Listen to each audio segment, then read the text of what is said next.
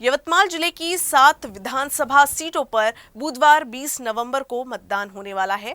मतदान के पहले यूसीएन न्यूज लगातार ये बताने का प्रयास कर रहा है कि आखिर किस विधानसभा सीट पर कौन मजबूत है और कौन चुनाव में आगे दिखाई दे रहा है। यवतमाल जिला पश्चिम विदर्भ का महत्वपूर्ण क्षेत्र है। राजनीतिक तौर पर यवतमाल बेहद जरूरी जिला है।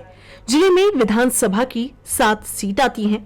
2019 के विधानसभा चुनाव में भाजपा शिवसेना को एक तरफ जीत मिली थी, वहीं आघाड़ी यानी एनसीपी कांग्रेस को केवल 1 सीट मिली थी।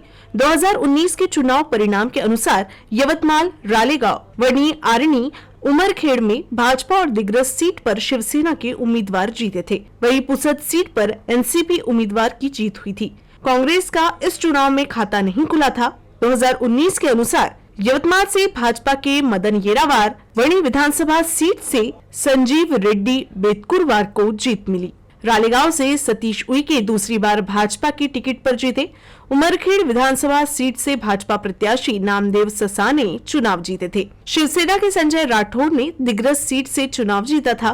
पुसद सीट पर राष्ट्रवादी कांग्रेस पार्टी के इंद्रनील नाइक को जीत मिली थी। 2024 विधानसभा चुनाव और 2019 के चुनाव में बहुत अंतर आ गया है। जिले की 7 सीटों 3 लोकसभा सीट पर विभाजित है, जिसमें वणी और आरणी चंद्रपुर लोकसभा, यवतमाल, दिग्रस, पुसद, रालेगांव यवतमाल लोकसभा में आती है। वहीं उमरखेड़ हिंगोली लोकसभा सीट का हिस्सा है। 2024 के लोकसभा चुनाव में तीनों लोकसभा सीट पर महायुति को हार का सामना करना पड़ा। लोकसभा में आए परिणाम से जिले का चुनावी समीकरण पूरी तरह बदल गया है। लोकसभा की पुनरावृत्ति विधानसभा में न हो, इसके लिए न केवल भाजपा बल्कि सभी दलों ने जातीय सहित क्षेत्रीय समीकरण को देखते हुए अपने उम्मीदवार निर्धारित किए हैं। कई सीटों पर जहां उम्मीदवार बदल गए हैं, वहीं कईयों पर पुराने को मौका दिया गया है।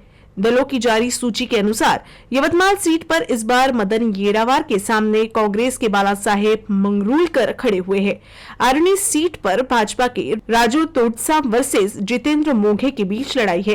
रालेगांव सीट पर भाजपा के अशोक उइके और कांग्रेस के वसंत तपुर के चुनावी मैदान में है। वणी से मुख्य मुकाबला भाजपा के संजीव रेड्डी और उबाठा के संजय दरेकर के बीच है। दिग्रस से एक बार फिर संजय राठौड़ और कांग्रेस के माणिकराम ठाकरे के बीच लड़ाई है।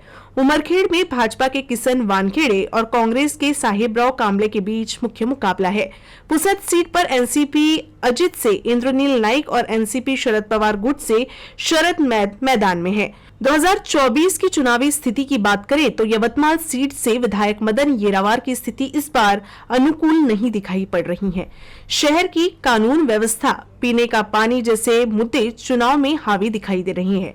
वहीं 10 साल की सत्ता विरोधी लहर भी विधानसभा में दिखाई पड़ रही है, जिसके बाद चुनाव में उनके लिए मुश्किल खड़ी हुई है। वहीं कांग्रेस उम्मीदवार के पक्ष में चीजें दिखाई पड़ रही हैं। रालेगांव विधानसभा सीट पर बराबरी का चुनाव दिखाई पड़ रहा है। वसंतपुर के हो या अशोक उइके, दोनों के लिए जनता बराबरी की बात बता रही है। विधानसभा सीट की आधी आबादी बंजारा समाज का है, जो पूरी तरह नाइक परिवार के साथ है। वहीं महायुति में शामिल होने के कारण वो और मजबूत दिखाई पड़ रहे हैं। हालांकि नाइक के बड़े भाई ययाति नाइक ने भी निर्दलीय पर्चा भरा था, लेकिन आखिरी समय में उन्होंने भी उसे वापस ले लिया, जिससे इंद्रनील का रास्ता साफ हो गया है।